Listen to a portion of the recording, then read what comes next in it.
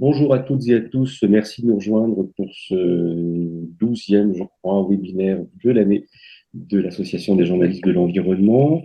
Je profite de cette introduction pour vous rappeler que l'association, la JE, fête ses 30 ans cette année, qu'elle tient son assemblée générale le 20 juin prochain, qui suivra le colloque national que nous organisons sur l'avenir des forêts à l'aune du réchauffement. Alors, venons-en tout de suite à ce qui nous réunit ce matin, les émissions négatives. La JE a le plaisir d'inviter, de recevoir les dirigeants de l'Association française des émissions négatives, une association qui est, ce qu'on peut appeler en anglais, et sans que ce soit péjoratif, un lobby. C'est un regroupement d'entreprises, d'entrepreneurs, de consultants qui veulent faire progresser en France l'idée, qui est une idée qui a été euh, émise par le GIEC, notamment lors de son rapport sur la stabilisation du réchauffement à 1,5 degré il y a quelques années. Il est ce qui veut qu'on ne parviendra pas à atteindre les objectifs fixés par l'accord de Paris sans extraire une partie plus ou moins importante, selon les scénarios, du CO2 superflu que nous avons émis dans l'atmosphère depuis 200 ans.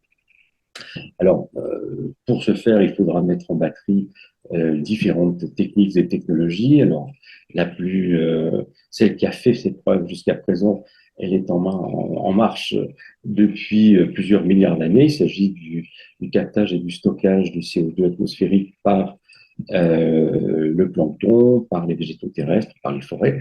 Ça, c'est un système qui fonctionne plutôt bien. Simplement qui, à cause de certains effets du réchauffement et de nos émissions de CO2 dans l'atmosphère et l'océan, commence à avoir un petit peu de peine à faire le job. Donc, il faudra probablement mettre en œuvre d'autres techniques complémentaires. Alors, les plus connues, les plus familières aux Français sont le captage-stockage de CO2, qui a déjà été expérimenté par Total il y a quelques années à Lac.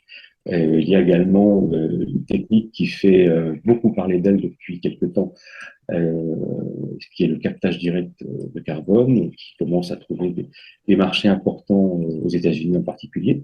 Il y a la valorisation énergétique de la biomasse avec captage de CO2, plus connu sous son acronyme anglais de BECS. Une entreprise française fait des choses intéressantes en la matière. Mais bien sûr, il y a énormément d'autres techniques et technologies dont la plupart n'ont pas encore fait leurs preuves hors des laboratoires. Donc, finalement, la mission que se fixe la FED, si j'ai bien compris, c'est de présenter ces techniques, ces technologies et convaincre les politiques, notamment ceux qui rédigeront la prochaine stratégie nationale bas carbone, si jamais elle est publiée, que ces technologies sont utiles, voire indispensables. Alors, pour parler de tout ça, qui de mieux que les dirigeants de la FEN, l'Association française des émissions négatives, pardon, à commencer par Julie Gonçalves, sa présidente et cofondatrice, Karim Ramani, vice-président, et Sylvain Delers, qui est l'un des administrateurs de l'association, si j'ai bien compris. Voilà, écoutez, entrons tout de suite dans la discussion. Julie Gonçalves, vous venez en plus d'une entreprise qui travaille directement dans les émissions négatives, c'est Climeworks, une grosse start-up zurichoise qui a développé de gros prototypes, notamment en Islande, et qui commence aujourd'hui à construire des machines de taille tout à fait respectable aux États-Unis. Alors, Julie Gonçalves, d'où vient cette volonté commune de construire un lobby des émissions négatives et quelles sont vos ambitions? Alors, tout d'abord, merci de nous accueillir, Karim et moi-même, ainsi que notre partenaire Sylvain qui représente Carbon Gap, donc qui est une association européenne qui œuvre pour la, la recherche scientifique et les informations sur justement le retrait de CO2 de l'atmosphère. Il en parlera beaucoup mieux que moi tout à l'heure. Donc effectivement, j'ai passé les 3 dernières années jusqu'à il y a quelques mois chez Climeworks et il nous semble important aujourd'hui en tant qu'écosystème français de se coordonner et d'éduquer, de structurer cette filière pour l'aider à émerger. En France, il y a un rôle à jouer de la France et pour la France par rapport à ces technologies d'émissions négatives pour matérialiser le potentiel à la fois climatique mais aussi économique que ça peut représenter. En Donc, France, le potentiel des émissions négatives est important selon vous? il est important et il y a aussi une marge de manœuvre sur laquelle la France peut influer, à la fois pour son propre bénéfice, on va dire national, mais aussi pour le développement de technologies qui peuvent servir au niveau global. Sylvain pourra mieux en parler puisque Carbon Gap a publié il y a 2 mois une étude justement sur le potentiel de l'EDC en France, qui sert de base rigoureuse et scientifique justement aux travaux de la FEN, puisque la FEN est vraiment le pendant association industrielle, représentant de l'industrie, pour faire émerger tout ça, avec l'ambition de réunir à la fois des fournisseurs et des producteurs de décès, mais des parties prenantes aussi pour le financement, pour la mise en place, le développement de projets, et également l'achat de crédits carbone de décès qui aujourd'hui sont purement volontaires. Donc c'est vraiment tout un écosystème qui est en train de naître avec des acteurs qui existent déjà, d'autres qui apparaissent, et qu'il s'agit de réunir sur des fondements scientifiques rigoureux, puisqu'on a, et ça se trouve directement sur notre site, une charte en fait que nous demandons à tous nos membres, qui sont au nombre de 30-35 aujourd'hui, de signer. D'alignement avec les accords de Paris et des principes scientifiques forts. Et l'idée, c'est vraiment dès le début aussi de pouvoir promouvoir des techniques de décès qui permettent de développer un EDC scientifiquement fondé, donc basé sur la science, économiquement viable, puisque pour passer à l'échelle, ça va être un élément important, mais aussi juste socialement. Donc ça, c'est vraiment les trois principes. Mais avant ça, on va rentrer assez rapidement, brièvement sur une introduction très macro de l'EDC avant de passer la parole à Sylvain qui rentrera un petit peu plus en détail dans la science avec Karine qui pourra donner des exemples concrets. On terminera sur les priorités stratégiques de la FEN avant de s'assurer qu'on a du temps pour justement les questions de l'audience. Donc, ce qui apparaît clair et qui a motivé un peu la création de la FEN en France, c'est quand même que l'EDC fera partie de la transition écologique. Il y a déjà des associations similaires qui se sont formées. Aux États-Unis, vous l'avez mentionné, qui ont un peu un train d'avance par rapport à l'innovation, mais aussi l'encadrement et le financement public de ces technologies. Et plus récemment, par exemple en Allemagne ou au niveau européen. Euh, voilà. Donc, mais le décès fera partie de la transition écologique. Donc, tout d'abord, la transition écologique, elle repose sur un effort de réduction d'émissions. Ça, c'est très, très important de le dire. On le voit bien sur la partie rouge à long terme. La majorité de l'effort, elle se traduit par la réduction d'émissions. Et ça, c'est quelque chose que la FEN promeut. Et aussi, toute personne dans action climatique censée voilà, affirme le besoin d'avoir des émissions réduites fortement et rapidement. On voit que l'inflexion de la courbe noire repose là-dessus. Mais pour arriver à l'objectif de net zéro en 2050, le net va venir en partie de cette partie verte d'émissions négatives. Et puis, à long terme, la stabilisation viendra des émissions négatives. Donc, le l'EDC, c'est vraiment l'élimination du carbone euh, qui vise à retirer le CO2 de l'atmosphère. Donc, par exemple, la capture directe, le BECS, on rentrera dans le détail, mais ce n'est pas le CCS, donc Carbon Capture and Storage, qui prélève, donc capte le CO2 à la sortie des émissions de chaînes de production, de procédés industriels. Ça rentre vraiment dans les émissions évitées, donc plus dans la réduction. L'élimination, c'est vraiment le CO2 qui entre ou va rentrer dans l'atmosphère et le stocke durablement, on reviendra là-dessus aussi, dans des réservoirs géologiques terrestres ou océaniques ou bien on a des produits à durée de vie extrêmement longue, à différents degrés de permanence.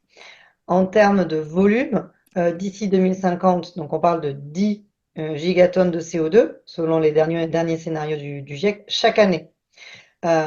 Mais aujourd'hui, on a beaucoup moins de capacité que ça, qui repose principalement sur on va dire, des procédés, des solutions à base de nature qui fonctionnent, mais qui fonctionnent moins bien, comme vous l'avez dit en introduction. Et donc, on a besoin de développer différentes solutions technologiques ou hybrides pour pouvoir remplir nos objectifs. Voilà. Donc, ça, c'est l'EDC. Il y a trois, on va dire, phases ou trois rôles un peu de l'EDC dans l'action climatique. Donc, à court terme, ça va être de réduire les émissions avant d'atteindre la neutralité carbone, mais en complément des émissions, des réductions d'émissions dont je parlais tout à l'heure, et d'une décarbonation profonde et rapide pour contribuer à se rapprocher du net zéro, donc un net qui soit le plus efficace possible. À moyen terme, compenser les émissions résiduelles, donc une fois que les efforts de décarbonation forts et rapides ont été entrepris, de vraiment contrebalancer ces émissions, principalement pour les secteurs les plus difficiles à décarboner. Donc, il y a une petite liste ici, l'acier, le ciment, la chimie, les transports, l'agriculture, qui aujourd'hui ont un bilan assez lourd, permettre de les décarboner. Et à très long terme, dépasser la neutralité carbone pour atteindre un bilan net négatif et compenser cette accumulation de CO2 depuis des décennies et des siècles pour ramener la concentration de l'atmosphère à des niveaux raisonnable en cas d'overshoot, donc dans le cas où euh, le niveau excède temporairement euh, les cibles qui nous ont été données par le GIEC pour un climat stable. Donc voilà un petit peu une introduction rapide et macro, mais je pense maintenant qu'il est temps de passer le micro à Sylvain, justement pour rentrer un petit peu plus en détail dans le rôle, la gouvernance et surtout où on en est aujourd'hui de l'EDC. Et peut-être Sylvain, ce qui peut être intéressant, c'est aussi de bien expliquer la différence avec la géo-ingénierie, qui parfois, on va dire en amont, une confusion parfois possible entre le CCS et le DC, on va dire plus en aval avec la géo-ingénierie qui reste quelque chose de très différent de l'EDC. Voilà, Et d'encore plus attends, contesté. exactement. Pardon?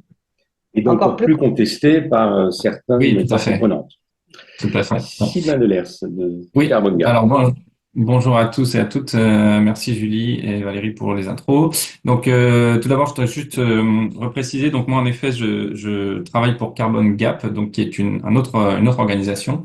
Et Carbon Gap, c'est une ONG européenne indépendante qui travaille exclusivement sur les émissions négatives ou l'élimination du dioxyde de carbone, avec pour double mission d'accélérer le déploiement de ces méthodes en Europe. Sur la base de notre responsabilité historique et de notre capacité à le faire. Et le deuxième pendant de la mission est de surveiller la façon dont le déploiement est fait. Étant donné que c'est un nouveau secteur d'activité, voilà, tout un tas de réglementations et d'encadrement doit être mis en place. Et voilà, on travaille beaucoup là-dessus pour s'assurer que d'abord il y a un bénéfice climatique qui soit maximal et aussi que ce déploiement soit juste, que ce soit au niveau local ou national ou international en termes de distribution de l'effort et des bénéfices que cela peut générer. Donc, je vais essayer de pas faire très long parce qu'on a déjà vu certains concepts avec Julie, donc je vais juste repasser. Donc voilà, on va peut-être voir la définition et rester sur cette slide pour répondre un peu à la question sur la géo-ingénierie que Julie a amenée juste avant. Juste avant. Donc voilà, Julie l'a introduit. La définition du GIEC, c'est celle que vous avez à l'écran. L'élimination du dioxyde de carbone, donc carbon dioxide removal en anglais. C'est toutes les activités humaines qui visent à retirer volontairement du CO2 déjà accumulé dans l'atmosphère et à le stocker durablement. Et donc, ça génère ce qu'on appelle des émissions négatives par opposition aux émissions classiques qui constituent un flux vers l'atmosphère. Donc, ce qui est intéressant, c'est qu'il existe une diversité importante de méthodes qui permettent de créer ou de générer ces émissions négatives. Là, je les ai regroupées en quatre grandes familles, mais dans chaque famille, on trouve encore plusieurs méthodes. Donc, on va les passer rapidement et on pourra y revenir peut-être dans les questions s'il y a besoin de plus de détails. Une première famille concerne la conversion de la biomasse. Donc, les plantes ont la capacité naturelle de séquestrer du CO2 de l'atmosphère par le biais de la photosynthèse. Cela génère de la biomasse et donc ensuite, en fonction de comment on utilise cette biomasse, on peut créer des émissions négatives. Une première façon est de stabiliser cette biomasse, c'est-à-dire en fait de chercher à contrer le processus naturel de dégradation du bois, des feuilles et de toute la biomasse qui est générée dans les écosystèmes. Il existe différentes stratégies pour stabiliser la biomasse. On peut l'isoler, par exemple en l'enfouissant. On peut la transformer, comme par exemple par pyrolyse pour générer du biochar, qui est une forme très riche en carbone et très stable de biomasse. Ensuite, on peut aussi chercher à extraire le carbone qui est stocké dans cette biomasse pour le stocker de façon pure, on pourrait dire. C'est typiquement ce que l'on fait avec la combustion ou la méthanisation, avec capture du carbone généré ou du CO2 en sortie de process. Donc là, on utilise l'énergie de la biomasse et avant de relarguer le CO2 dans l'atmosphère, on l'intercepte et on le stocke par exemple dans des réservoirs géologiques. On a bien généré des émissions négatives tout en bénéficiant d'un autre service de la biomasse qui est l'énergie. Alors ensuite, une deuxième grande famille, c'est la gestion des écosystèmes. Donc pareil, comme indiqué en introduction, les écosystèmes séquestrent et génèrent des émissions négatives depuis déjà très longtemps. La capacité qu'ils ont à le faire dépend des conditions dans lesquelles ils sont. Et malheureusement, ces conditions sont aujourd'hui altérées par le changement climatique. Donc un défi ici, c'est d'essayer d'abord de préserver les écosystèmes et les conditions dans lesquelles ils sont pour maintenir leur capacité à absorber et à stocker du carbone. Voire, on peut chercher aussi à étendre ou à développer ces écosystèmes, par exemple en plantant de nouvelles forêts, de nouvelles mangroves, en développant des écosystèmes côtiers, pour augmenter la surface et donc la capacité supplémentaire à stocker du carbone. Là, on est quand même sur des dynamiques qui sont pas tout à fait favorables. Là, on le voit bien en France avec les forêts, où le défi, ça va plutôt être de maintenir un puits naturel plutôt que le développer parce qu'il est déjà sur une dynamique décroissance, pareil comme indiqué en introduction. Une troisième famille se base sur des processus géochimiques naturels que la planète utilise entre guillemets depuis très longtemps aussi pour équilibrer le cycle du carbone. Donc là, ce sont des réactions entre les roches, l'eau et les gaz de l'atmosphère qui permettent de stocker de façon très durable le CO2, soit sous forme dissoute, soit sous forme minérale, quand la minéralisation peut se faire. Donc, on parle de réactions entre, par exemple, des roches alcalines, comme le sont les basaltes, ou des minéraux spécifiques comme l'olivine, qui sont très réactifs, on va dire, à l'acide faible qui est le CO2 dissous dans l'eau de pluie. Et ce qu'on va chercher à faire, c'est à accélérer ces réactions, parce qu'elles ont la capacité de stocker durablement du CO2, mais naturellement, elles sont très, très lentes. Et donc, dans le milieu naturel, elles déplacent peu de carbone chaque année. Donc, en broyant des roches, par exemple, on peut chercher à accélérer ces réactions et on peut également aussi chercher à jouer sur la capacité naturelle des océans à séquestrer du carbone en essayant de restaurer de l'alcalinité, l'alcalinité étant en quelque sorte l'opposé de l'acidité. Donc, tout le monde a bien conscience aujourd'hui que la dissolution permanente de CO2 dans les océans cause une acidification. En fait, l'idée, c'est de contrer ce phénomène parce que plus l'océan devient acide, moins il peut stocker de CO2 et ça permet aussi d'avoir le co-bénéfice de lutter contre l'acidification qui a des impacts négatifs sur les écosystèmes également. Et la quatrième famille, on peut appeler ça les méthodes synthétiques. Donc, ce sont des méthodes qui sont purement industrielles, on pourrait dire, et basées sur des composés synthétiques. L'exemple classique, c'est la capture directe dans l'air, donc qui consiste à extraire de façon sélective le CO2 dans l'air, en utilisant différents matériaux qui peuvent être liquides ou solides, et des processus, pareil, très différents. C'est un champ très foisonnant d'ingénierie en ce moment, où on teste de différentes méthodes, différentes combinaisons de méthodes, en cherchant à optimiser la performance énergétique de ces processus et leur performance au final de capture de CO2. Donc voilà un peu pour le panorama de toutes les méthodes. Donc je vais faire juste un petit stop sur cette question de la géo-ingénierie. Donc la géo-ingénierie, au jour d'aujourd'hui, est encore définie comme toutes les interventions humaines qui cherchent à lutter contre le réchauffement climatique en agissant sur le système climatique de la Terre. Donc cette définition sur le papier inclut deux grandes familles. La première, c'est l'élimination du dioxyde de carbone, dont on vient de présenter la définition. Et l'autre grande famille, c'est les interventions qui cherchent à interférer avec le bilan radiatif de la Terre. On parle de gestion de la radiation solaire ou Solar Radiation Management en anglais. Et donc, il y a très souvent un amalgame qui est fait entre ces deux méthodes sur la base de cette définition. La réalité, quand même, c'est que ces deux familles d'intervention, on va dire, sont extrêmement différentes. Donc, dans le cas de l'élimination de dioxyde de carbone, on voit bien qu'on cherche à traiter la cause du problème, c'est-à-dire l'accumulation des gaz à effet de serre, pardon, dans l'atmosphère, en développant un outil qui nous permet d'aller développer un flux contraire à ce qu'on a fait jusqu'à maintenant, qui est d'injecter du CO2 dans l'atmosphère. Donc, l'élimination du dioxyde de carbone, encore une fois, traite les causes. Si on arrive à déployer ces filières, on aura la capacité à faire décroître dans un futur la concentration de CO2 dans l'atmosphère et donc voilà, de restaurer la composition de l'atmosphère avec un bilan radiatif plus favorable.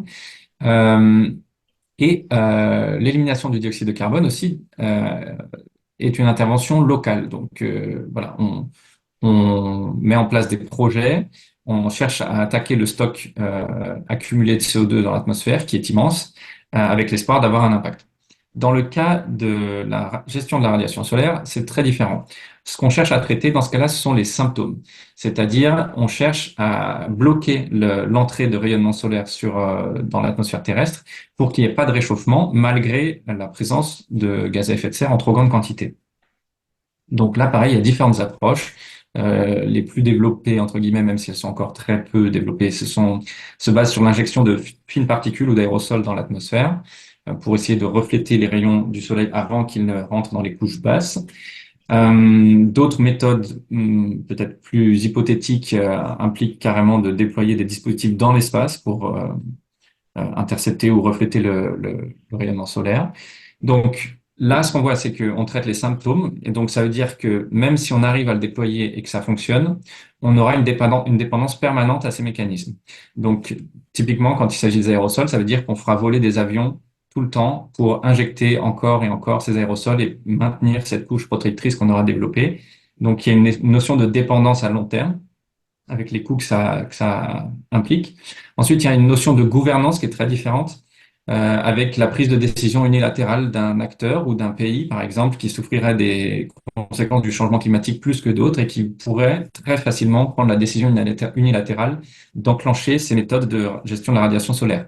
Et là, les autres pays ne pourraient pas faire grand-chose parce qu'une fois que les aérosols sont dans l'atmosphère, ils se dispersent et ça impacte tout le monde. Évidemment, il y a encore de grosses questions sur les impacts négatifs de cette méthode, car oui, ça bloquerait du rayonnement et ça refroidirait.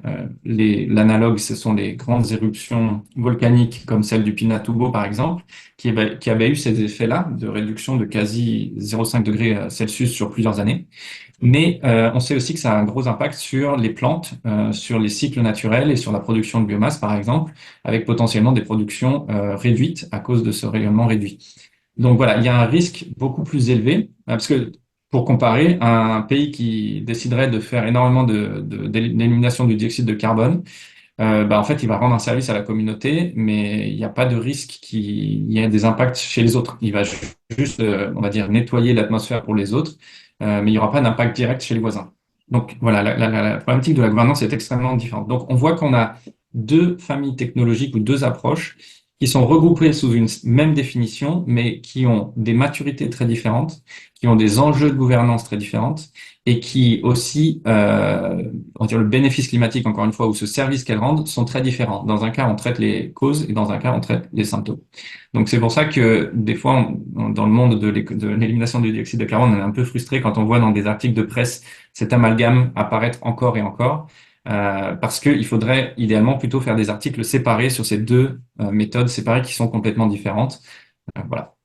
Donc ça, c'était pour la... C'est pour ça que la FEN est là, d'ailleurs. Oui, tout à fait. Voilà. En tout cas, l'écosystème carbon removal se concentre sur le traitement des causes. Et voilà, on laisse aux autres cet autre enjeu qui n'est pas le nôtre.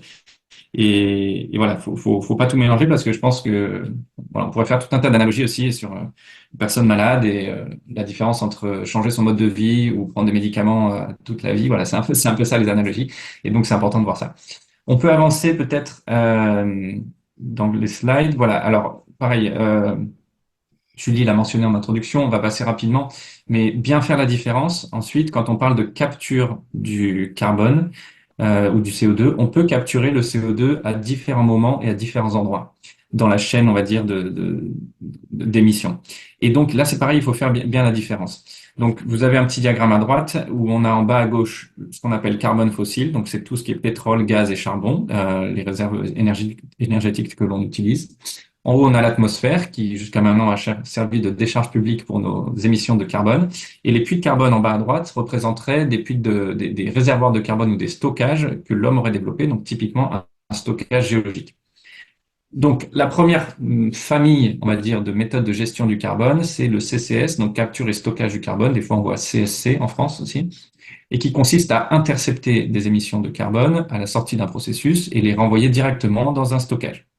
Donc, on a bien capturé du carbone à un moment, c'est-à-dire sur la cheminée de l'usine, et on l'a bien renvoyé dans un réservoir, mais au final, ce qu'on a fait, c'est éviter des émissions en interceptant le CO2. On peut avancer sur la suivante. La deuxième, c'est la capture avec utilisation. Donc là, on intercepte du CO2 fossile ou on va chercher du CO2 dans l'atmosphère, ça peut être les deux. Et ensuite, on va transformer ce carbone en produit. Et là, les possibilités sont multiples et ne font que se développer, ce qui est très intéressant d'ailleurs. Donc, soit des utilisations directes, par exemple dans les boissons gazeuses ou pour fertiliser des serres agricoles, soit comme constituant de chaînes de valeur plus longues pour des électrocarburants, du ciment enrichi. Voilà, il y a tout un tas de possibilités, même des plastiques. On peut produire à partir de ce carbone. Donc ça, c'est très intéressant parce que ça permet aussi de réduire les émissions et de remplacer des produits qui sinon seraient produits avec des composants fossiles. Néanmoins, in fine, la plupart de ces produits ayant des durées de vie faibles, le carbone va être relargué dans l'atmosphère. Donc on a toujours à la fin une émission. Et donc, l'élimination du dioxyde de carbone est la troisième famille de méthodes, on va dire. Et là, c'est le flux directement inverse. On va bien piocher dans l'atmosphère et on stocke dans des stockages long terme. Et là, on a bien une émission négative. Voilà. Donc, important aussi de faire cette distinction, parce que pareil, dans la couverture des sujets, des fois, on a un amalgame, parce qu'évidemment, les termes sont très confus. Il y a capture de carbone un peu dans les deux. Mais encore une fois, c'est des réalités industrielles et des réalités, on va dire, de bénéfices climatiques qui sont très différentes. Voilà. Alors ça, je vais passer parce que je pense que Julie l'a déjà décrit, hein, c'est un peu les trois rôles du CDR, donc on va avancer peut-être. Voilà, là je vais faire un petit stop là-dessus. C'est le concept de neutralité carbone durable qui est important aussi, notamment quand on va se pencher ensuite sur la permanence du stockage que permettent les différentes méthodes de décès. Donc en fait, il faut comprendre comment fonctionne le cycle du carbone naturel avec un cycle long et un cycle court. Le cycle court mettant en jeu les systèmes de surface que sont l'atmosphère, l'océan, la biosphère principalement, et le cycle long mettant en jeu les échanges entre ce cycle court et la lithosphère qui est donc la croûte terrestre, notamment par les mécanismes de minéralisation auxquels je faisais référence en début. Donc là, vous avez 4 vignettes. En haut à gauche, c'est le cycle du carbone sans les humains, avec des flux équilibrés entre la géosphère ou lithosphère, l'atmosphère et la biosphère. La deuxième vignette, c'est la situation actuelle où les humains, utilisant de grandes quantités de carburants fossiles, on a organisé un flux très important depuis la lithosphère, donc ce sont toutes les ressources fossiles, vers l'atmosphère. Et on a aussi un flux important de la biosphère vers l'atmosphère, avec notamment tout ce qui est déforestation. Alors ensuite, on a entériné l'objectif de neutralité carbone, mais il faut comprendre qu'il y a différents états de neutralité carbone qui peuvent être atteints.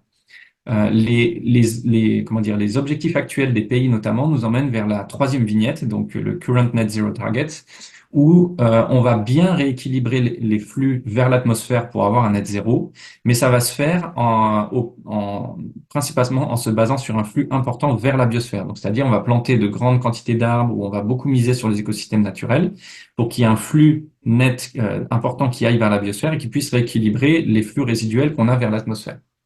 Et ça, le problème, c'est que c'est pas forcément durable.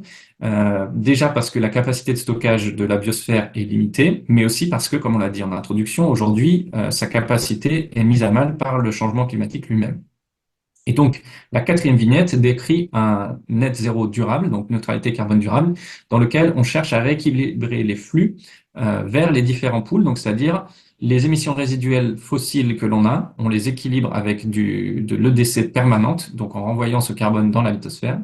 Et on fait la même chose vis-à-vis de la biosphère, avec les émissions résiduelles, typiquement de l'agriculture, on peut compenser avec des émissions vers la biosphère. Et ça, c'est pour que, encore une fois, sur le long terme, on ait des flux de carbone qui soient durables. Voilà, on peut avancer. Alors, on va passer les 3 slides là qui sont sur la politique européenne. On pourra y revenir si c'est intéressant, mais je voudrais pas passer trop de temps là-dessus. Donc, avançons, avançons et avançons. Voilà. Je voudrais faire ensuite un petit zoom sur la France et je finirai sur la question de l'aléa moral qui peut être associé à l'EDC. Donc là, à l'écran, on a une diapo du SGPE avec la programmation euh, pour la stratégie nationale bas carbone et le rôle des différents secteurs.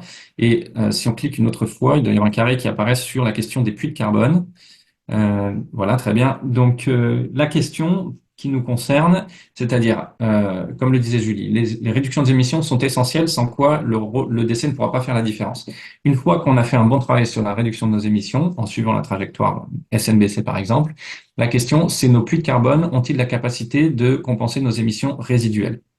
Et là, comme on peut voir, moi j'ai mis un point d'interrogation, mais il y en a déjà un dans la slide du SGPE, car évidemment le déclin de notre puits forestier pose de grosses questions, étant donné qu'on n'a rien développé d'autre en France. Donc si le puits forestier ne veut plus livrer les tonnes sur lesquelles on misait pour compenser, on n'est plus en capacité de assurer notre objectif de neutralité carbone. Et donc, si on avance, je vais vous parler rapidement de cette étude qu'on a publiée en mars sur la France. Donc, c'est une étude où il y a 2 livrables, on va dire 2 documents.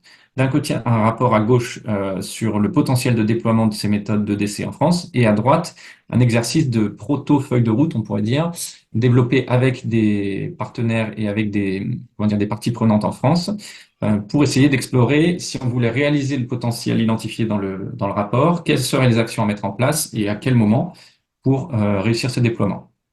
Donc, on va d'abord se pencher voilà, sur les résultats principaux du rapport.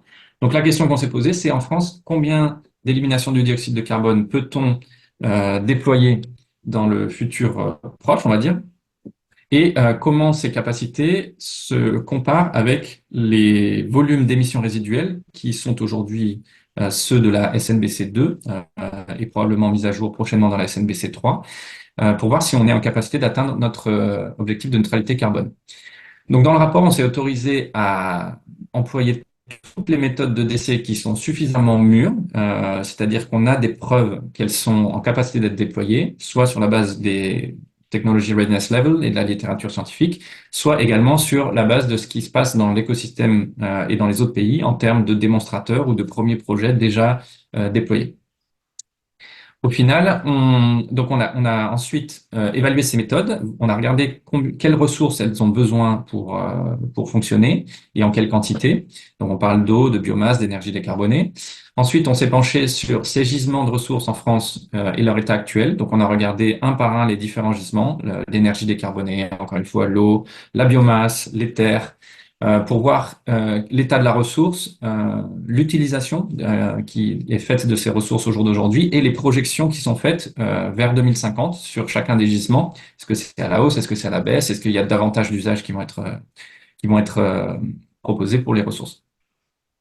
Ensuite, on a croisé ces 2 choses. On a également regardé un peu ce qu'on appelle la géographie sociale, c'est-à-dire on s'est intéressé notamment au travers d'un panel citoyen et d'enquêtes ciblées sur la perception de ces méthodes en France pour essayer de prendre en compte cette barrière potentiellement sociétale, c'est-à-dire si la société n'est pas partante ou est contre le développement d'une méthode, comme par exemple le nucléaire en Allemagne, eh bien, malgré la faisabilité technique et le potentiel technique, il n'y aura pas de déploiement. Donc, on a pris ça également en compte. Et au final, on a identifié un potentiel théorique qu'on a ensuite affiné en prenant des hypothèses beaucoup plus conservatrices sur l'utilisation des ressources.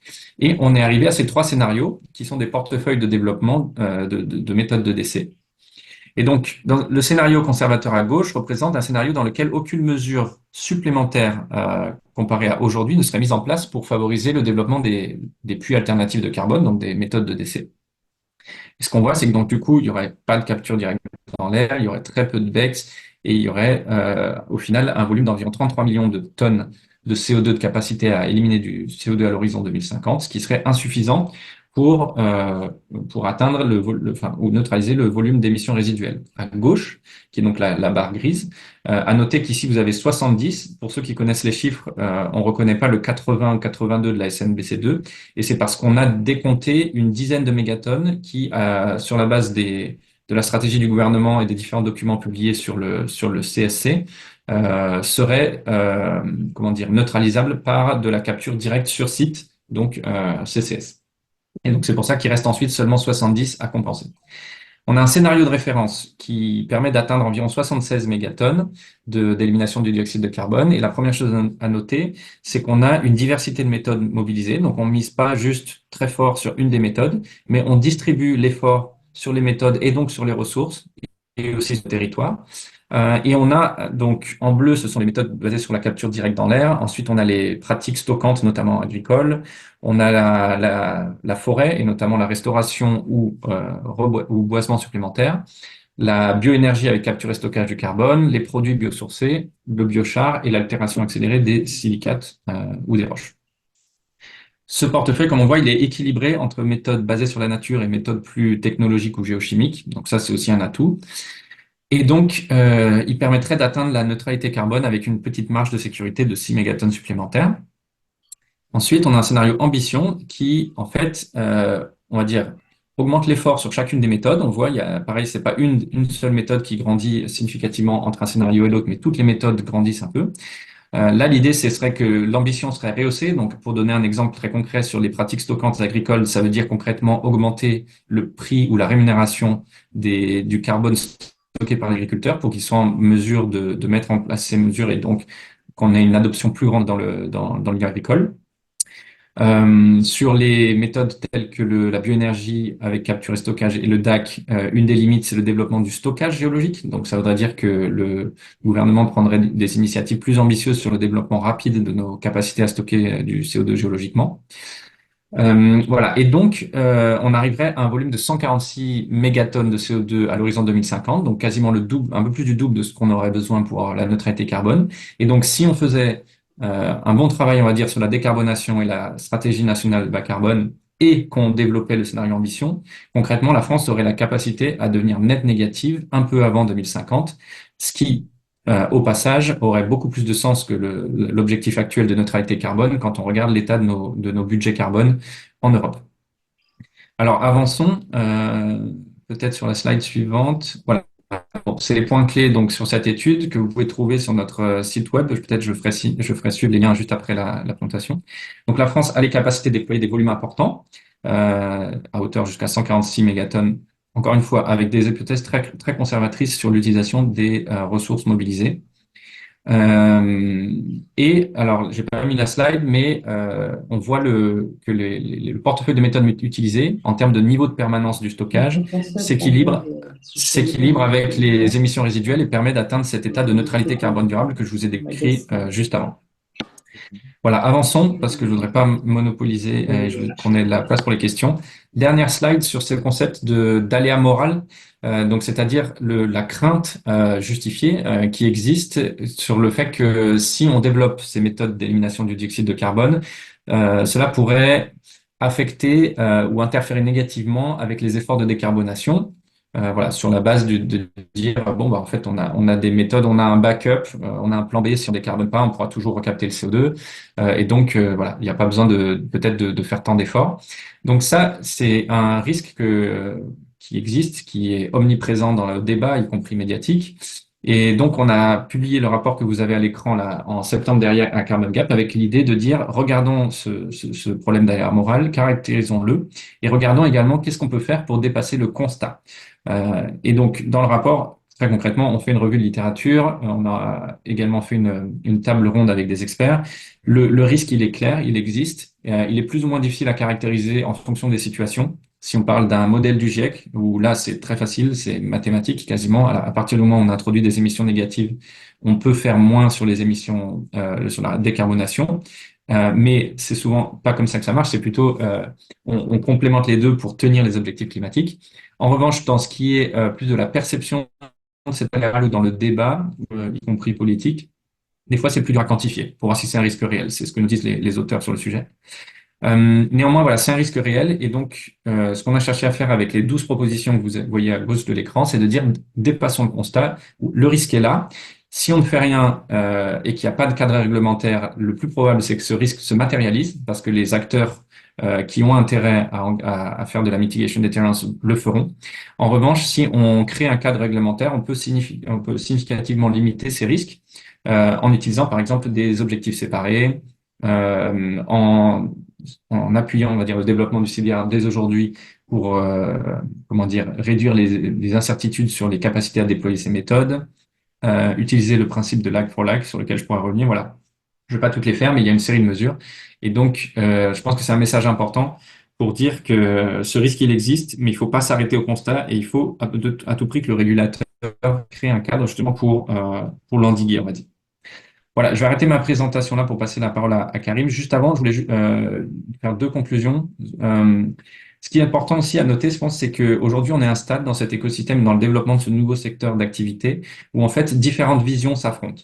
Et donc, on a bien les acteurs du pétrole, en effet, qui font des investissements, qui ont des vues sur ces méthodes, notamment pour nous vendre du pétrole neutre en carbone, voire même du pétrole net négatif. J'ai vu un article récemment qui avait ce titre-là. On a l'aviation aussi, évidemment, qui voit une opportunité dans l'utilisation de ces méthodes, potentiellement pour, encore une fois, compenser les émissions de leur vol. Voilà. Mais il y a aussi une communauté qui pousse une vision positive dans laquelle on cherche encore une fois à maximiser le bénéfice climatique et donc à gouverner fortement l'utilisation de cette ressource limitée, en fin de compte, qu'est l'élimination du dioxyde de carbone, parce que quand on regarde les chiffres, on ne pourra pas en déployer à l'infini. Et donc, notamment jusqu'à ce qu'on atteigne la neutralité carbone, cette communauté pousse pour une régulation forte et quasiment comme un bien collectif de cette capacité à éliminer du dioxyde de carbone de l'atmosphère, afin qu'elle travaille au maximum pour l'atteinte de la neutralité carbone avant de servir d'autres intérêts moins prioritaires, on va dire. Voilà, je vais m'arrêter là, peut-être et passer la parole à Karim. Ouais, merci beaucoup Sylvain, merci à Valérie pour l'invitation. Donc Karim Ramani, moi je suis vice-président de l'AFEN et je suis aussi cofondateur d'une entreprise active dans le domaine qui s'appelle Carbon Impact et qui développe des méthodologies BECS, enfin des projets BECS en France, notamment en Europe. Je voulais en profiter, oui, pour faire un petit topo donc des palettes de technologies. Donc Julie et Sylvain en ont déjà un petit peu parlé, mais surtout vous donner quelques exemples concrets, notamment d'entreprises qui font partie de l'AFEN, pour que vous ayez une idée un peu plus concrète des projets en développement et de ce qui se fait sur le terrain. Donc très rapidement, je pense qu'il y a déjà eu une caractérisation des différentes technologies et méthodes d'élimination de carbone, mais en gros, là, vous les revoyez représenter notamment avec en bas une échelle de maturité technologique, TRL, Technology Readiness Level en anglais, qui est une manière connue de caractériser le fait qu'une technologie soit prête ou pas au déploiement. Donc à gauche, vous avez tout ce qui est gestion des écosystèmes naturels, hein, qui permet d'optimiser leur capacité de récupérer du CO2. Au milieu, vous avez donc qui sont des choses matures, développées effectivement par la nature depuis des milliards d'années, et qui sont aussi déployées par l'être humain. On a au milieu des technologies, des méthodes plus technologiques, permanentes en fait de stockage longue durée, et qui sont un peu moins prêtes, mais qui commencent à rentrer en phase de déploiement, d'industrialisation. Et enfin, à droite, des méthodes qui sont un peu plus expérimentales aujourd'hui, qui mobilisent le levier notamment océanique. Donc, je vais faire un panorama rapide sur chacune d'entre elles avec notamment des exemples. Donc la gestion des écosystèmes, là-dedans, il y a trois grandes familles, soit les leviers forêts, donc tout ce qui consiste à replanter des arbres dans des zones anciennement déboisées ou nouvellement, ou qui n'ont jamais été, en fait, qu'on n'a jamais accueilli de forêt. Donc on va reconstruire en fait des forêts pour être très très simple. Il y a des pratiques stockantes agricoles, donc on va mobiliser plutôt la capacité des sols à séquestrer du carbone, notamment organique, et ce qui permet en modifiant des techniques agricoles, on va réussir à remobiliser les sols pour fonctionner en tant que pratique stockante. Et puis après, il y a tout ce qui consiste à mobiliser également des écosystèmes marins, donc les mangroves ou les herbiers marins, qui sont des puits extrêmement importants. Donc, ces méthodes-là, elles ont la caractéristique d'avoir, je mettrai toujours quelques échelles de coûts, mais qui sont extrêmement indicatives, hein. Là, on a mis en dollars par tonne, ça peut être en euros par tonne. Donc ces méthodes-là sont relativement économiques, avec des horizons de durée de stockage de quelques décennies à quelques siècles en fonction de la nature et l'endroit où se passe le stockage. Et donc le processus il est essentiellement biologique. Donc on est dans un stockage dans la biosphère. Donc, c'est aussi des méthodes qui ont en termes d'avantages d'éco-bénéfices, en termes d'économie locale, qui améliorent également la biodiversité, et qui peuvent améliorer le cycle, pas seulement du carbone, mais également des nutriments dans les sols. Après, c'est des méthodes qui ont des risques en termes d'inconvénients de renversement, c'est-à-dire de fait que un changement d'affectation de pratiques agricoles peut en fait neutraliser le stockage, hein, si on rase une forêt ou si on change les pratiques agricoles sur des sols.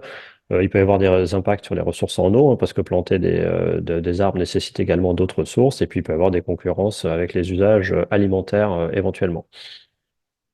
Donc en termes d'exemple de cette approche, ben, il y a une startup, alors là c'est un exemple américain. Donc déjà c'est une méthode qui aurait un potentiel, alors toujours chiffré par le GIEC avec des fourchettes très larges, mais on parle en gigatonnes, donc c'est significatif.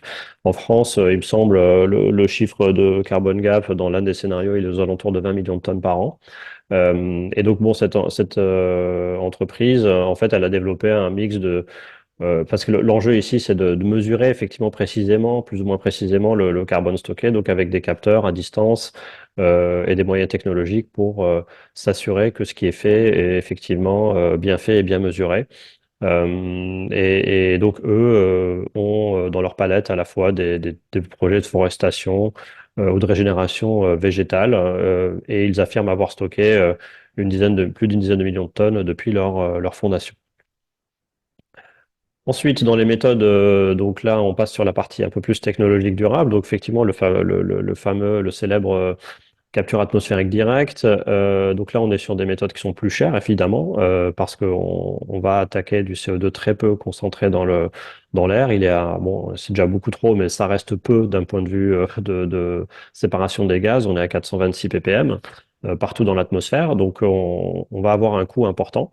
Mais on va pouvoir, en fonction de ce qu'on fait du CO2 après, surtout s'il est en géologique, avoir théoriquement un potentiel de stockage à très longue durée.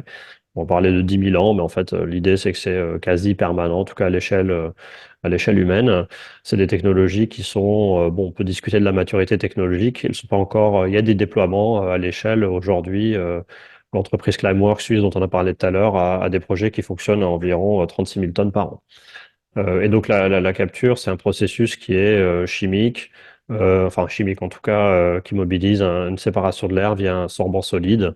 Il peut y avoir aussi des méthodes avec des solvants qui permettent ben, tout simplement de capter le CO2 dans un premier temps et ensuite le séparer en fournissant de l'énergie ou de la pression sous une forme ou sous une autre.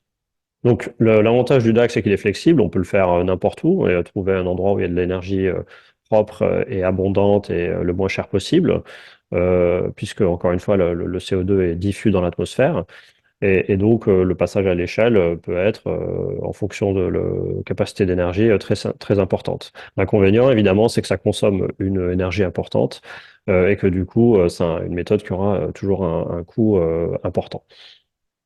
Donc un membre de la FEN qu'on voulait mettre en avant ici, c'est Statmos. Donc c'est une entreprise qui est fondée récemment, qui met en place, qui conçoit une machine, la Statbox, qui peut être déployée quasiment partout en fait, enfin en l'occurrence de manière flexible en fonction du stockage géologique et qui utilise des matériaux innovants. Donc on appelle ça des MOF, des réseaux organométalliques qui ont des caractéristiques intéressantes en termes de séparation du gaz qui est mobilisé dans le cadre de cette startup. Donc le potentiel, pour revenir du DAC, on est aussi en gigatonnes en termes de potentiel de déploiement avec une vingtaine de millions de tonnes en France. Alors, il y a d'autres entreprises. On a parlé de Climeworks tout à l'heure, qui est un des leaders. Il y a également une entreprise qui s'appelle 1.5, alors qui vient d'être achetée par un opérateur pétrolier, occidental en l'occurrence, qui ont déjà vendu des nombres importants de tonnes de CO2. Heirloom, en fait, ont développé, c'est aussi une entreprise américaine, ils ont développé une technologie basée sur en fait, le cycle du calcium et du carbonate de calcium. En gros, ils prennent du calcaire et ils le font cycler en fait pour récupérer le CO2, créer de la chaux, et la chaux va elle-même de manière naturelle récupérer le CO2 dans l'atmosphère, et puis ils vont mettre en place un cycle comme ça à base de calcaire qui leur permet de récupérer le CO2 dans l'atmosphère avec une entité qui est en fonctionnement aux États-Unis aujourd'hui. Alors, dans les stockages permanents, on a une autre catégorie un peu générale qui s'appelle le Bikers, donc Biomass Carbon Removal with Storage en anglais, donc dans laquelle il y a notamment le BECS. Là, on prend le CO2 dans des centrales de bioénergie, hein, que ce soit de la méthanisation ou de la combustion de biomasse. C'est la partie en haut à gauche du cadran. On a en bas à gauche et en haut à droite des méthodes d'enfouissement de biomasse directe, c'est-à-dire qu'on prend de la biomasse et on l'en dans des conditions soit dans des milieux marins, soit terrestres, qui font en sorte qu'elle ne se décompose pas. Et donc, bon, bah là, voilà, on met directement le carbone dans un puits. C'est des technologies qui sont aujourd'hui expérimentées. Et puis après, on peut également, à la base de technologies de pyrolyse, convertir la biomasse en biohuile et la séquestrer dans des réservoirs souterrains, notamment une start-up qui développe cette méthode aux États-Unis. Donc, en termes de coût, on est un peu en dessous, on est un peu intermédiaire entre le DAC et les méthodes naturelles. On est sur potentiellement, quand le CO2 est stocké dans des formations géologiques profondes, du quasi permanent.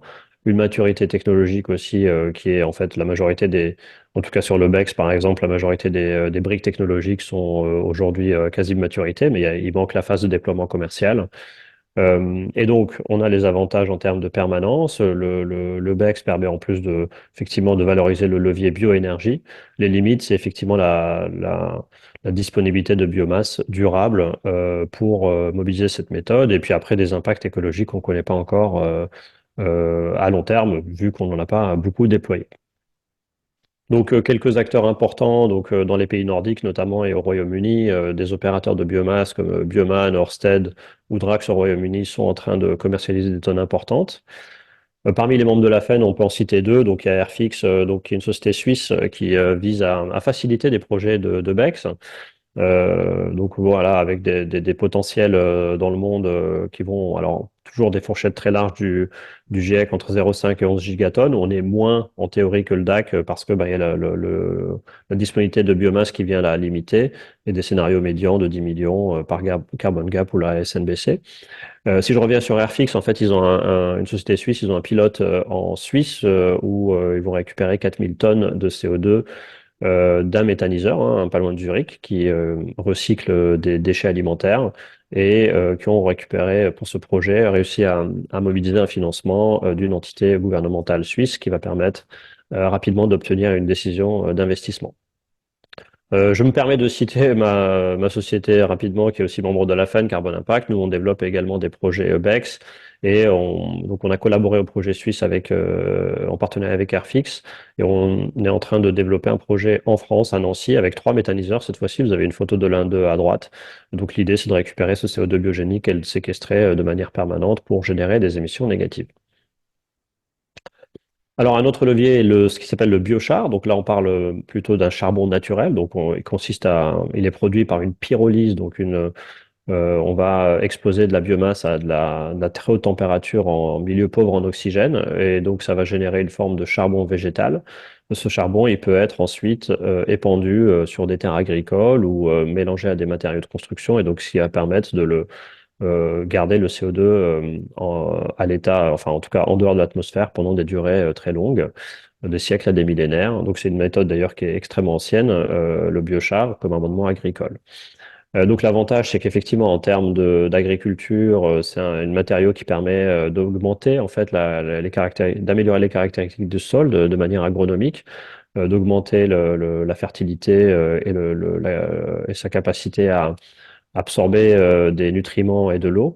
Et donc, ça va permettre de réduire certaines émissions hors CO2, hein, typiquement le protoxyde d'azote. Et donc, c'est aujourd'hui mûr et avec une permanence qui commence à être reconnue d'une manière scientifique. Après, on a toujours les mêmes risques et limites que sur les autres méthodes basées sur la biomasse, c'est-à-dire la disponibilité de la biomasse. Et puis, par ailleurs, effectivement, des pertes de biodiversité, enfin, des risques inconnus à voir en fonction du déploiement futur. Et en termes de coût, on est un peu en dessous des méthodes BECS parce que enfin, il y a quand même une fourchette assez variable que vous voyez, mais a priori, les méthodes sont relativement rentable et le coût dépend du contexte local. Donc, dans les membres de la FAN, on a Net Zero, qui est un acteur qui, en fait, pyrolyse de la biomasse en milieu tropical, notamment au Cameroun et au Brésil. Ils ont des objectifs ambitieux, réaliser des levées de fonds avec notamment des acteurs français, et donc font partie de ces gens qui vont mobiliser cette méthode qui peut avoir, on est sur des ordres de grandeur en termes de potentiel similaires à celle du BEX. D'autres acteurs aussi se développent, notamment en Amérique, hein, Amérique du Sud, Amérique du Nord, avec un certain nombre de volumes de tonnes de CO, d'élimination négative vendues. D'ailleurs, c'est une des méthodes les plus populaires aujourd'hui. Euh, voilà. Donc, je passe à la méthode, la famille suivante. Donc là, on est sur l'altération, l'accélération de l'altération des roches. Donc, Sylvain en a parlé tout à l'heure également. Il s'agit d'accélérer un processus naturel. Donc là, on va utiliser la capacité de certaines roches et minéraux à capter du CO2 dans les eaux de pluie et ensuite à le stocker de manière durable sous forme de minéraux, de carbonate notamment. Donc, c'est une famille un peu plus nouvelle. On a des prix, disons, qui sont de l'ordre de ceux du BEX, avec des durées de stockage très lentes, mais une maturité un peu plus faible aujourd'hui. Donc, on est sur un mécanisme géochimique de captage. Il peut y avoir des avantages environnementaux. L'amendement en fait de certains minéraux enrichis en CO2 peut être un amendement des sols. Et donc, il peut assurer également une permanence importante puisque le CO2 sous forme de carbonate est très stable.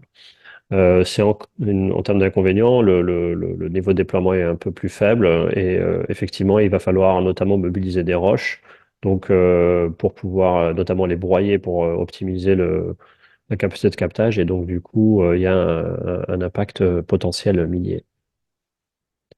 Il y a dans la FEN Climrock, en fait, qui est une jeune société qui est en train de mobiliser cette méthode avec un potentiel de plusieurs millions de tonnes à horizon 2030.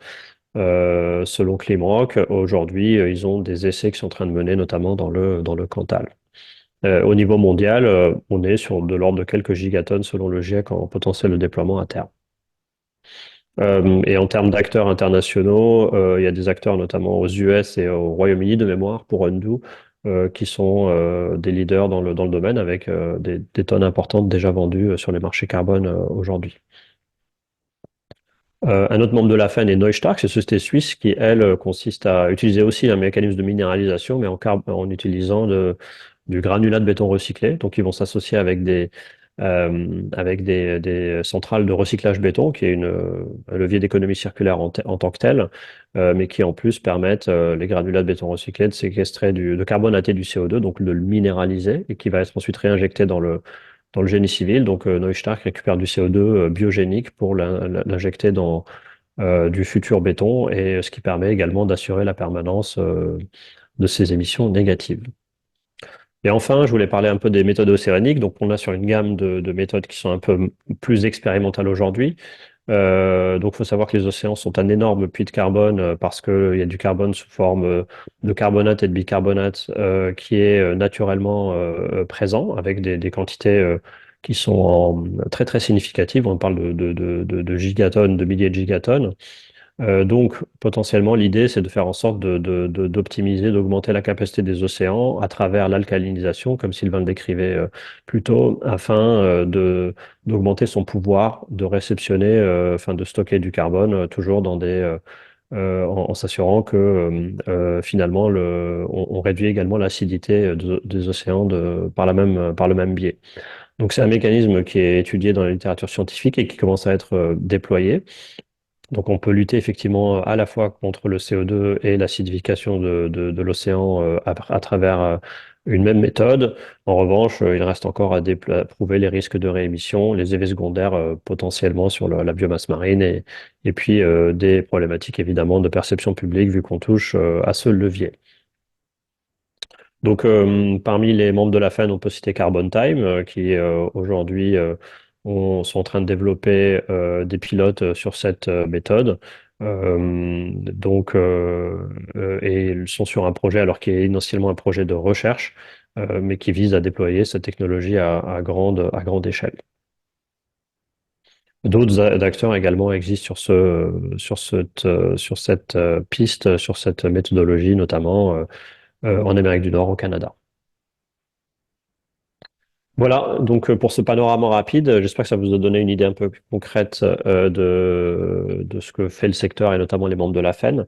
Et peut-être je vais laisser Julie conclure notre présentation avec la vision stratégique à la FEN de son rôle dans les mois et les années qui viennent. Merci Karim et merci à tous les deux pour ces fondamentaux euh, qui montrent les fondements dans la science, mais aussi que la FEN représente des acteurs qui sont déjà actifs dans l'EDC. Je pense que c'est important de se dire que ça fait déjà plusieurs années qu'il y a eu de la recherche, qu'il y a eu des sociétés qui existent et qui euh, pratiquent, défendent, recherchent et promeuvent cette EDC durable. Donc le rôle de la FEN, c'est vraiment de partir du potentiel des ressources et de l'opportunité que cela représente en France, mais aussi en Europe. Il y a pas mal de cadres qui vont s'établir par rapport à ça au niveau européen. Donc on travaille aussi en partenariat avec la DVNE, qui veut dire exactement la même chose que AFEN, mais en allemand, donc pour l'Allemagne, et qui promeut également ça. Donc je pense qu'on peut aller sur le prochain. Donc il y a une aspiration de structurer le secteur. Comme je disais, il y a eu 28 membres fondateurs et euh, quelques supplémentaires dans les dernières semaines. Voilà, un partenariat avec des structures d'autres pays européens comme la DVNE, européenne comme Carbon Gap ou la NEP, la Negative Emission Platform, qui coordonne au niveau européen justement du contenu à but de défense de l'industrie au niveau européen qui est basé à Bruxelles. Et donc vraiment les priorités, donc on a une gouvernance, il y a 7 membres du conseil d'administration, 3 personnes, dont 2 aujourd'hui sont présentes, plus actifs au niveau du bureau, et une bonne dizaine de membres actifs pour matérialiser les projets. Et justement, les priorités et les projets s'articulent autour de 3 missions, donc structurer le secteur, comme je le disais, l'idée aussi d'accélérer le déploiement et la mise en place de ces projets. C'est pas en créant des ponts, des collaborations entre différents acteurs qui peuvent être à différents endroits de la chaîne de valeur, sensibiliser, et éduquer les diverses parties prenantes justement et des institutions qui peuvent prendre des décisions par rapport à l'EDC. Donc ça passe par des groupes comme le vôtre, l'opinion publique, mais aussi des investisseurs, les pouvoirs publics et ces pouvoirs publics aussi que l'on veut mobiliser pour favoriser la filière en France, qui soit donc scientifiquement fondée, ambitieuse et équitable. Donc ça, c'est vraiment les principes que vous voyez écrits sur le slide, donc des principes d'additionnalité qui sont au cœur en fait des différents projets, puisque ces projets, ils doivent être porteur d'une élimination de carbone qui n'aurait pas eu lieu sans ce projet-là. Donc, et on a besoin de cette additionnalité par rapport à l'ambition des accords de Paris. Une permanence, donc chaque solution doit viser une permanence maximale et avoir des mesures appropriées en termes de mitigation du risque. On reconnaît la valeur des co-bénéfices environnementaux, sociaux ou économiques au-delà de la simple mitigation du changement climatique. Et ensuite, une rigueur qui se porte sur ce qu'on appelle le MRV, donc mesurabilité, rapportage et vérifiabilité, qui doivent suivre des méthodes scientifiquement rigoureuses et transparentes pour cette surveillance, et aussi une notion d'indépendance. Donc c'est dans cette perspective-là qu'on est très fiers de s'allier à Carbon Gap pour ces notions d'indépendance et de qualité. Donc, il y a une charte qui représente ces principes-là, dont la signature est obligatoire pour tous ses membres. Et donc, je réitère ce qu'on a dit, ce que je dis en intro, mais aussi tout au long de la présentation. Donc, des racines scientifiques, une viabilité économique et un déploiement socialement juste que nous défendons en tant qu'association et auquel nous demandons à tous nos membres d'adhérer. Donc voilà. Pour toute information, donc des questions sur le sujet, des idées de membres ou de projets, n'hésitez pas à rentrer en contact avec nous. Contact@afen.fr et le site internet afen.fr qui donne un peu les dernières nouvelles de la FEN et du monde de l'EDC. Donc voilà, merci beaucoup. Merci aussi à Karim et Sylvain. Et on avait à cœur de garder du temps pour vos questions. Merci Julie pour clôturer cette série de présentations intéressantes. C'est Je une question. voulais, pour ouvrir la séance de questions-réponses, je voulais vous demander quel est aujourd'hui l'état comment dire, de prise en compte des EDC, aussi bien dans le grand schéma européen qui est le pacte vert et la future stratégie nationale bas carbone. Est-ce que ce sont des technologies qui sont déjà prises en compte et qui, pour parler concrètement, pourront être utilisées par les industriels et pourront générer des crédits carbone autres que les crédits volontaires? Ou est-ce qu'on en est encore aux prémices de ce modèle économique qui doit être mis en place? Karim, tu veux? Ouais, je peux commencer, puis Sylvain, tu peux compléter si je manque des choses. Au niveau européen, en fait, on a effectivement un cadre qui se met en place à travers différents dispositifs. Les principaux sont ce qui s'appelle le CRCF, donc c'est un framework, donc un cadre réglementaire de réglementation des émissions négatives, donc qui a été pour grande partie adopté, il me semble, par le Parlement européen avant la fin de sa session, donc qui aujourd'hui est amené à travailler et développer des méthodologies, donc il commence à y avoir en fait une forme de labellisation par l'Europe de ce que est une émission négative qui a été publiée. Donc ça c'est une étape importante. Au niveau européen, on a également une directive sur ce qui s'appelle les green claims, donc disons euh, comment dire, les caractéristiques environnementales comme neutralité carbone de produits, donc qui est en cours d'élaboration et qui va permettre également de donner un cadre sur cette neutralité. Et après, de manière plus fondamentale, on a de toute manière une loi avec le pacte vert qui dit qu'on vise la neutralité carbone au plus tard en 2050, et donc qui nécessite mécaniquement la mise en œuvre d'émissions négatives. C'est reconnu dans les scénarios. Donc la question ensuite, c'est dans quelle manière ce cadre va être intégré dans les ETS ou pas. Donc on parle de post-2030, le prochain cycle du quota carbone peut inclure éventuellement des émissions négatives, ainsi que des objectifs à mi-mandat en disant que la loi européenne oblige à une neutralité carbone en 2050, mais la prochaine commission et législature européenne va devoir se prononcer sur les objectifs également 2040 qui doivent intégrer une part d'émissions négatives. Donc ça c'est pour l'Europe. Donc le cadre se met doucement en place, on va dire, avec des gestes quand même relativement forts comme le CRCF. Si on regarde sur la France aujourd'hui, il y a effectivement le cadre long terme, c'est la SNBC, donc qui inclut déjà une dose d'émissions négatives. Il y a également l'initiative louable de mettre en place un label bas carbone qui prend en compte un certain nombre de méthodologies plutôt sur les gestions des écosystèmes aujourd'hui, mais qui a un potentiel de fournir une forme de registre de ce type de levier d'action au niveau national. Et donc après, je pense que nous, au niveau AFEN, on appelle de nos voeux à ce qu'il y ait également la mise en place d'une stratégie nationale d'élimination du carbone qui donne une cohérence un peu d'ensemble à ces dispositifs au niveau français. Certains pays l'ont déjà fait ou sont en train de l'élaborer pour leur propre compte. Donc voilà, on a, disons, un début de cadre, mais aujourd'hui, en termes de financement, de monétisation, même de soutien à la R&D, on est au début, et puis la France n'est pas dans les pays les plus actifs encore aujourd'hui en Europe. Une Ouais, question peut-être juste d'Aurélie, pour, pardon.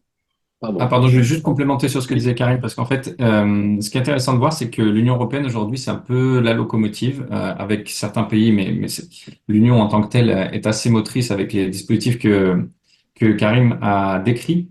En fait, ce qu'elle essaye de faire, c'est à la fois de définir qu'est-ce que c'est une tonne éliminée, donc c'est le CRCF que Karim a mentionné, polisser les usages donc de ces méthodes de décès, avec notamment la directive sur les green claims et aussi la directive sur le empowering consumers, qui a banni essentiellement les allégations carbone ou climat sur les produits, pour essayer de fermer la porte au greenwashing, et donc encore une fois concentrer l'utilisation de l'EDC sur les utilisations les plus intéressantes. Et ensuite, le gros challenge est aussi de développer un marché, parce qu'une question qu'on n'a pas encore beaucoup abordée là, c'est que l'élimination du dioxyde de carbone, hormis certaines méthodes qui génèrent, comme le biochar, un produit qui peut être commercialisé ou des co-bénéfices, la plupart quand même, c'est un service en fait de nettoyage ou de décarbonation qui en soi ne produit pas de produits commercialisables, comme par exemple l'énergie renouvelable. Et donc, il faut créer ce marché.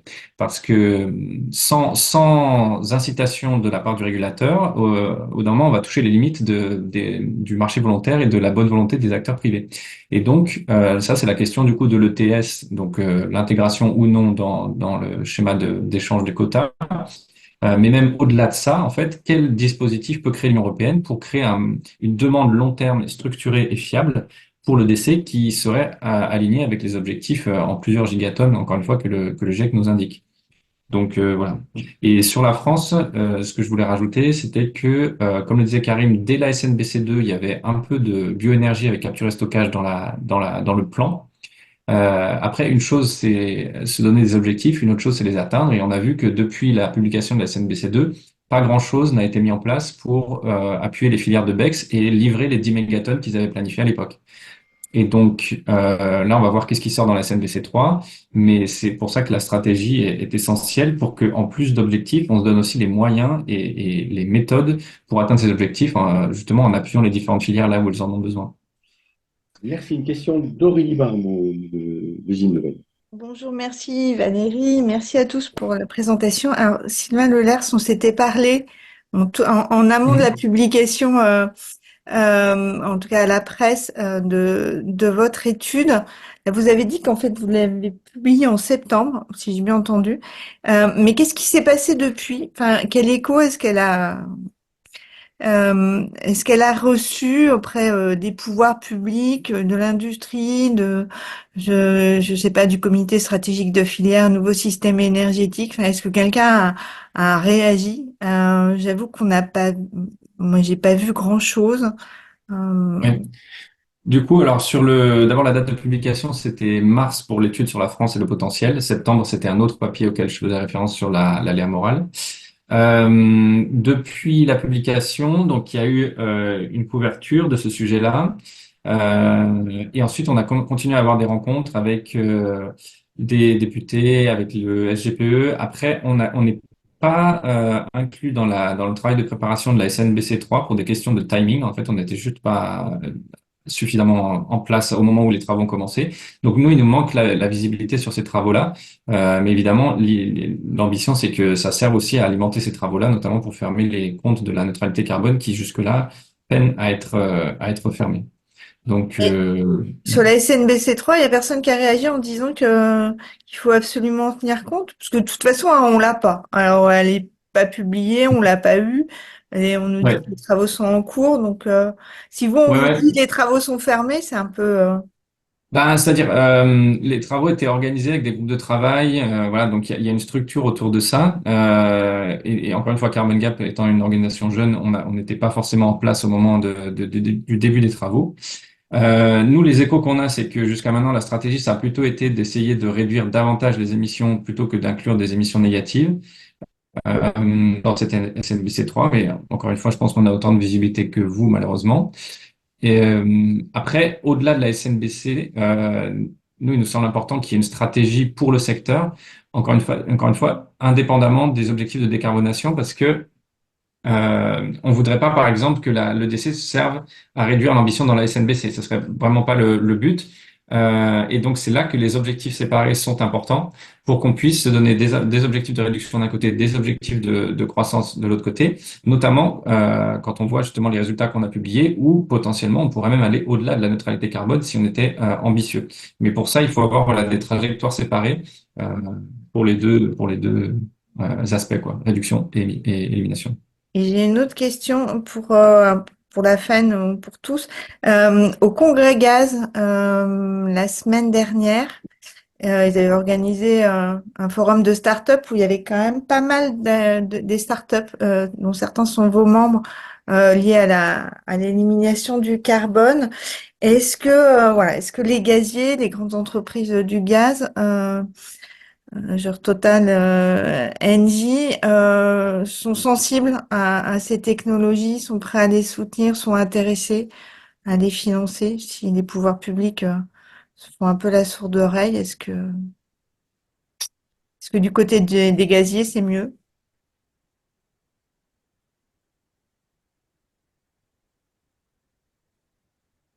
Julie, je crois que tu es sur mute. Oui, j'ai pas entendu. Karim, vas-y. Je pense que tu.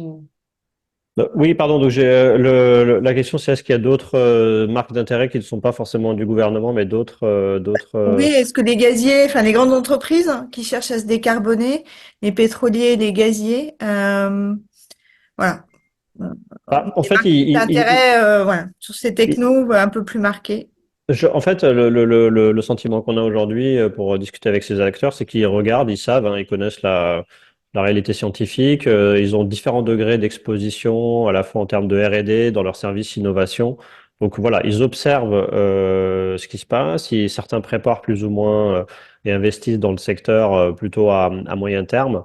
Et donc, voilà, d'un côté, il y a un intérêt, mais une forme aussi d'attentisme, justement parce que ils ont parfois aussi un sentiment que le cadre réglementaire n'est pas encore totalement clarifié. Donc, on est sur une espèce c'est ça, un attentisme d'un côté on sait qu'il y a une nécessité scientifique, on sait qu'il y a un cadre réglementaire qui évolue, on sait qu'il y a un potentiel d'innovation, et puis il manque une espèce de déclic, je pense, hein, qui déclenche une dynamique positive, et on est aussi un petit peu là pour ça, pour faire en sorte que eh ben, l'ensemble des planètes s'alignent sur à la fois les aspects économiques, réglementaires, technologiques, pour favoriser l'essor du secteur. Mais donc, prise de conscience, oui. Maintenant, moyen important, c'est très variable.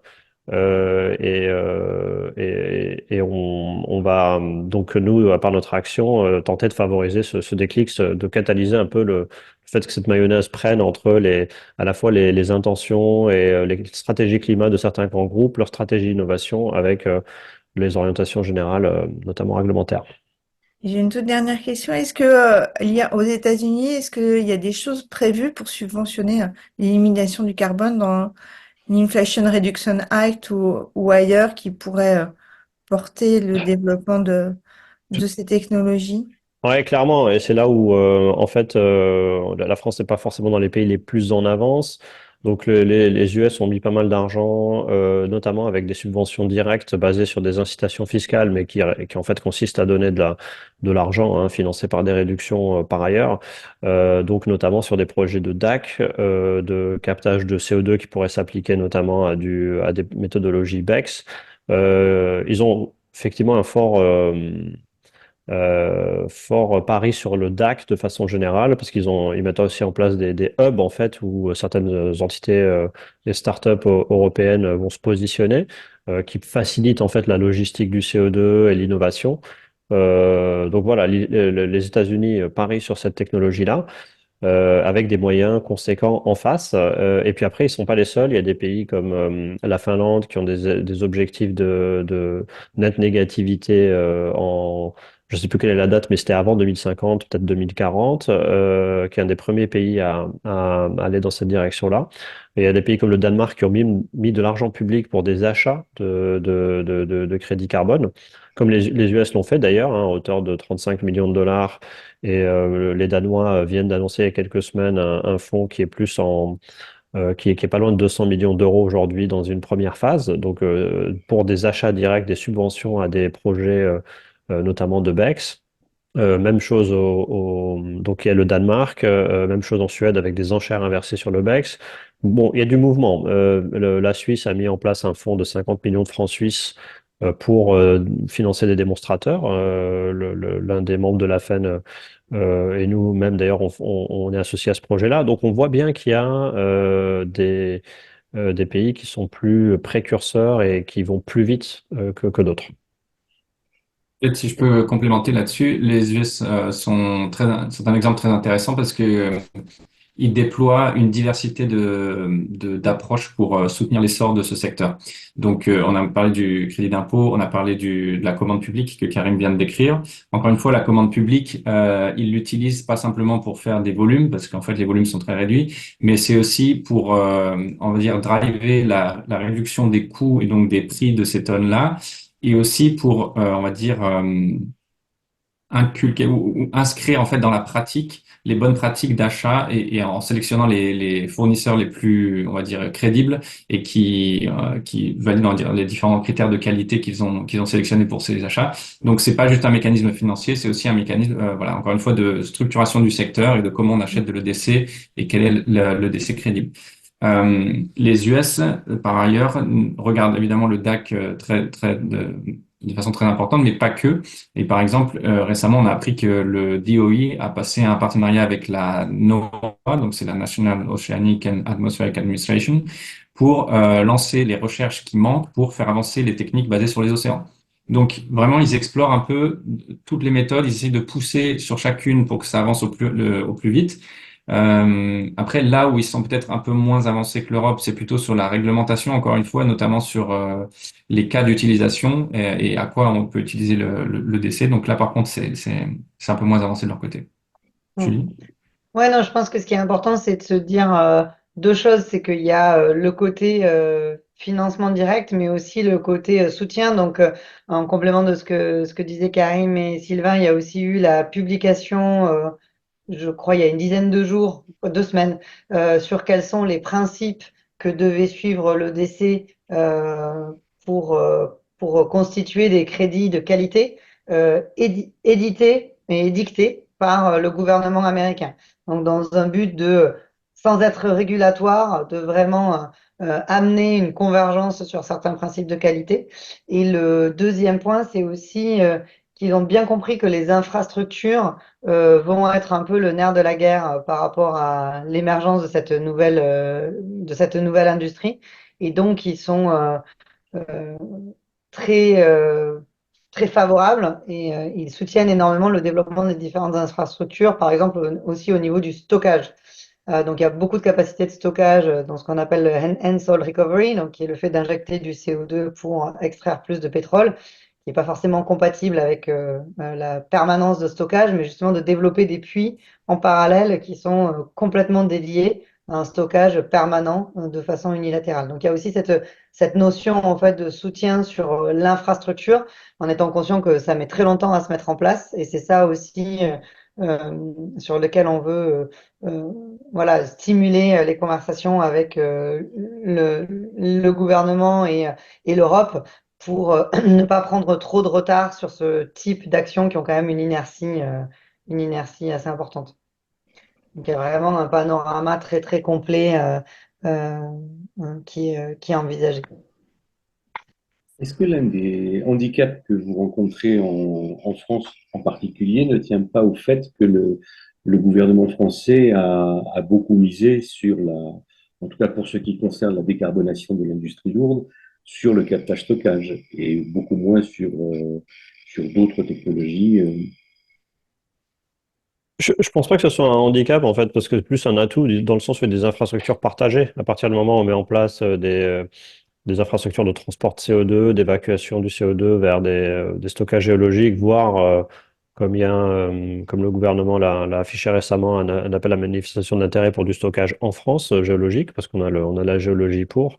Donc non, au contraire, je pense que c'est des choses complémentaires. Le CCS bien, va permettre de décarboner des secteurs industriels difficiles à décarboner. Donc, on est dans la réduction d'émissions et certaines des infrastructures pourront être partagées. D'ailleurs, avant même la création de la FED, au moment de la genèse, on a pu donc partager, et d'ailleurs au tout début de la création, une note sur le sujet au ministère de l'Énergie pour leur indiquer que ben, ça serait bien qu'ils incluent également des capacités, notamment pour du CO2 biogénique, voire atmosphérique, dans le dimensionnement des futures infrastructures. Donc, je pense que c'est plutôt une fait que, bah, il y a eu une priorité stratégique, notamment qui a été impulsée au niveau de l'Élysée sur les 50 plus gros sites. Et du coup, ça donne une dynamique qui peut bénéficier à notre secteur. Après, voilà, il y a une histoire de prise de conscience, de l'importance de ce levier qui est pas encore complètement intégré à notre sens. Pour des raisons historiques, l'AJE est très lié à la Guyane française. Est-ce que le développement des mangroves stockeuses de carbone, c'est là-bas? Est-ce que ça vous semble imaginable, en tout cas économiquement, écologiquement, ou pour l'instant, on n'y a pas encore mis les pieds?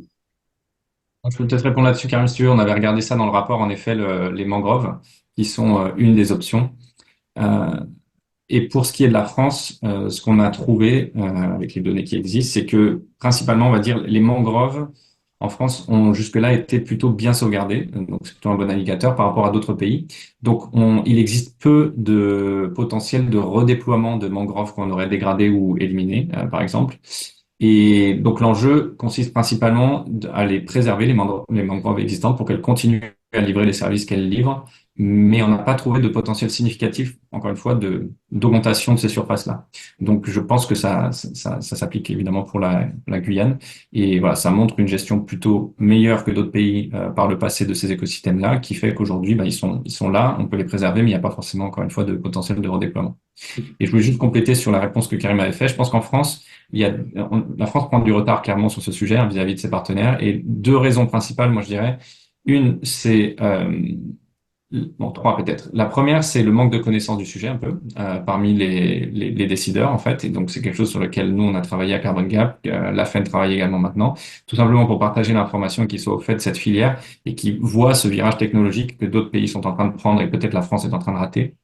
Deuxième raison, c'est la fébrilité des pouvoirs publics vis-à-vis sur ce sujet-là, à cause de la question de l'aléa moral, qui a été largement, comment dire, commentée et présentée dans la sphère publique et dans le débat public. Et donc, il y a une crainte en fait des pouvoirs publics d'avancer sur ces sujets-là, et ensuite voilà, comment dire, d'avoir un retour de bâton, de se faire taxer en fait d'évitement ou voilà, de vouloir réduire les efforts sur la décarbonation. Donc, une fébrilité de ce côté-là. Et la troisième raison, je pense, c'est aussi lié à votre question sur le CCS, c'est cette comment dire approche ou conceptualisation séquentielle des différentes méthodes. Donc en fait, dans la tête de beaucoup de décideurs, on réduit les émissions. Maintenant, on fait du CCS pour essayer de réduire au maximum. Et une fois qu'on aura fait un bon travail là-dessus, on se penchera sur la suite en fait. Et c'est pas du tout comme ça que se pose le problème, comme on a essayé de le dire dans nos présentations, je pense. Il faut que ce soit des chemins parallèles parce que voilà, toutes les différentes méthodes doivent être développées en parallèle. Et donc, il faut casser comment dire, cette approche séquentielle dans la tête des décideurs pour qu'ils comprennent que soit on s'y met aujourd'hui et on a une chance d'avoir des capacités significatives à l'horizon 2035-40, soit ce sera juste trop tard en fait. Déjà trop tard parce que on s'y mettra et le temps de développement sera trop long pour que ça serve nos objectifs de neutralité carbone. Puis trop tard aussi tout simplement parce que les autres pays ont déjà beaucoup plus avancé et donc on aura perdu le côté opportunité industrielle aussi de développer nous-mêmes nos capacités et nos entreprises. L'une des difficultés du stockage de carbone, c'est le fait que les riverains des sites d'injection ne sont pas toujours très favorables au fait de devoir stocker des émissions à côté de chez eux. On l'a vu aux Pays-Bas, on l'a vu aussi parfois quand Total a commencé a lancé son prototype d'injection à lac. Est-ce que ça, c'est quelque chose qui a évolué? Est-ce que les citoyens sont plus favorables à ce genre de mode de débarras du CO2 qui, à leurs yeux, sera un déchet sous leurs pieds, ou est-ce que ça reste une difficulté? Ouais, je sais pas, peut-être que Sylvain, tu as des éléments avec l'enquête publique que vous avez faite. Je pense que ça reste une difficulté. Aujourd'hui, beaucoup de projets en Europe sont dans des projets offshore, donc au large, donc avec moins de problématiques de voisinage, entre guillemets. Après, bon, bah, c'est clair, c'est un des sujets, entre guillemets, il faut que tout le monde comprenne l'intérêt collectif. Et puis après, donc ça, c'est la première étape, savoir à quoi ça sert. Et effectivement, que ce n'est pas juste un outil pour pérenniser une industrie extractive pétrolière et gazière, et objectiver au maximum les choses. Mais je pense que ça reste un enjeu pour notre secteur. Ouais. Mais je pense pas qu'il a été significativement surmonté depuis ces dernières années, d'autant qu'il n'y a pas eu vraiment d'initiative sur le sujet. On verra avec l'appel à manifestation d'intérêt si un futur gouvernement a l'appétit de financer et d'expérimenter. On y verra plus clair, mais ça reste un enjeu. Je pense que, moi, je dirais que j'ai quand même le sentiment que ça progresse doucement, mais que ça progresse. On parle plus de ces méthodes. La France a signé des partenariats pour stocker du CO2 ailleurs déjà, et ensuite on a eu quand même la stratégie CCUS qui a été publiée, ensuite l'appel à manifestation d'intérêt qui montre que le gouvernement maintenant a indiqué la volonté d'avancer en France sur ces choses-là. Je pense que aussi le stockage de CO2 là, c'est géologique, c'est un peu là que tous les points se relient entre pourquoi on fait tout ça, comment c'est fait, c'est qui en bénéficie, c'est qui va assumer les risques. Et c'est là qu'en fait la discussion, encore une fois, cristallise tout ça. Et c'est pour ça que c'est important d'être rigoureux sur chacun de ces points. Parce que c'est pas la même chose d'aller voir une communauté locale et leur dire, voilà, on va stocker du CO2 parce que c'est l'objectif du gouvernement. L'objectif, c'est de devenir net négatif pour essayer de stabiliser le climat. Vous allez pouvoir bénéficier d'une partie des activités-là. On va contractualiser les risques. Versus dire, voilà, à partir de maintenant, on fait du stockage de CO2 en France, c'est des opérateurs privés qui le font et le CO2, il est stocké, mais voilà, ça peut être stocké pour faire du CCS ou pour faire voler des avions ou pour vendre du pétrole neutre en carbone. Je pense que voilà, l'acceptation, elle va être très différente en fonction de quelle est, in fine, la vocation de ce projet-là, quoi. Et donc, il y a des initiatives intéressantes sur comment approcher ça au niveau européen aussi, et on avait suggéré ça dans la feuille de route qu'on avait publiée avec le rapport, qui est aussi d'essayer de donner l'initiative aux territoires eux-mêmes, c'est-à-dire fournir l'information, fournir les outils, partager un objectif collectif, et ensuite essayer de faire aussi que l'initiative puisse venir des territoires plus que de projets, on va dire, centralisés, qui arrivent dans les territoires ensuite, et c'est la lutte qui démarre entre les opposants, les promoteurs, enfin voilà, le scénario qu'on connaît bien.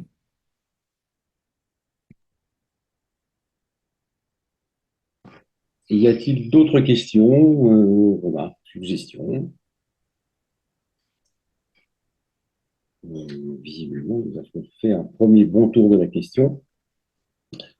Mais s'il n'y a plus personne qui veut participer à la discussion, je vous propose d'y mettre un terme en remerciant nos invités de la FEN de nous avoir consacré du temps. Donc, je vous rappelle, vous êtes bien sûr conviés au cocktail annuel de la JE le 20 juin à l'Académie du Climat à partir de 19h30. Donc, vous serez les bienvenus.